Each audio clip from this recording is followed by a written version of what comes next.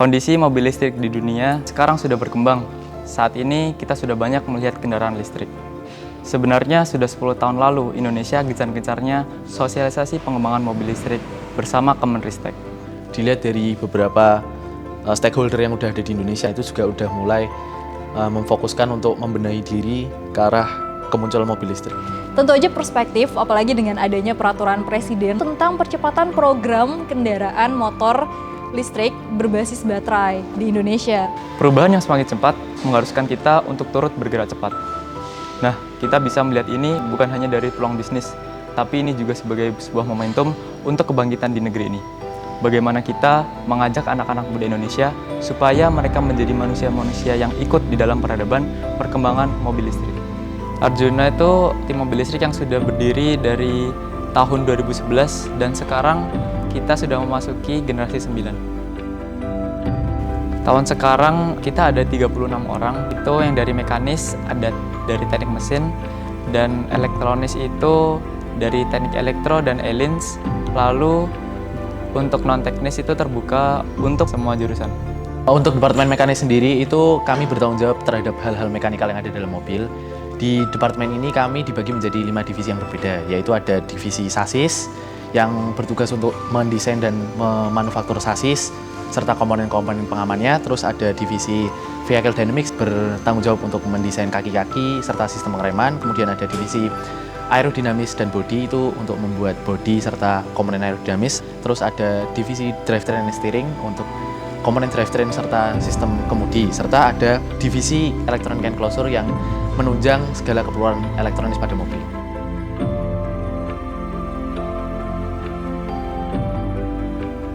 Di Departemen Elektronis ini, pekerjaannya adalah menyiapkan segala sistem kelistrikan di dalam mobil. Jadi termasuk dari motor listriknya, dari bagaimana kita membuat baterai, terus membuat safety system di dalam mobil, dan lain-lain. Ada 4 divisi. Yang pertama, divisi Tractive System, itu tugasnya menyiapkan sistem powertrain di dalam mobil. Lalu divisi Energy Storage, itu tugasnya membuat baterai dari sel per sel menjadi satu baterai utuh. Lalu ada divisi Safety, tugasnya membuat peralatan safety di dalam mobil. Lalu ada Control Instrument, tugasnya itu untuk membaca data-data dan parameter-parameter di dalam mobil. Di operational department itu yang pertama ada divisi Sponsorship and Public Relation, terus ada divisi Loko Trans, itu Logistik, Accommodation and Transportation, terus ada juga divisi MMD. MMD itu Multimedia, Marketing and Design, terus juga ada divisi Static Event, sama satu lagi ada divisi AFD, dia Administration and Finance Department.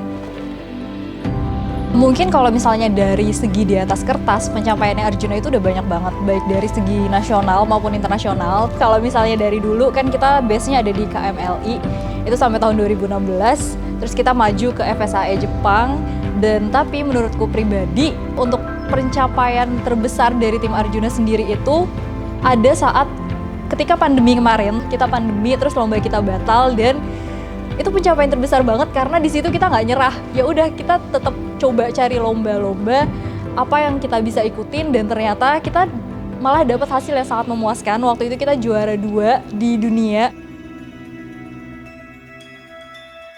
Di Arjuna tuh aku nemu temen-temen yang karena kita banyak susah bareng-bareng, makanya tuh jadi paham banget satu sama lain gitu. Grapia. Ngerasa bangga jadi bagian dari Arjuna, bangga pasti. Gak hanya aku yang berkembang, tapi Arjuna dan teman-teman yang lain, aku juga melihat perkembangan yang sangat progresif. Ya, kita lebih bisa mengenal satu sama lain, terus kita juga bisa bercanda bareng. Jadi kita bersama-sama untuk mengembangkan diri bersama-sama ya. Jadi kalau semisal kita ada kegiatan yang teman-teman lain itu menyupport juga.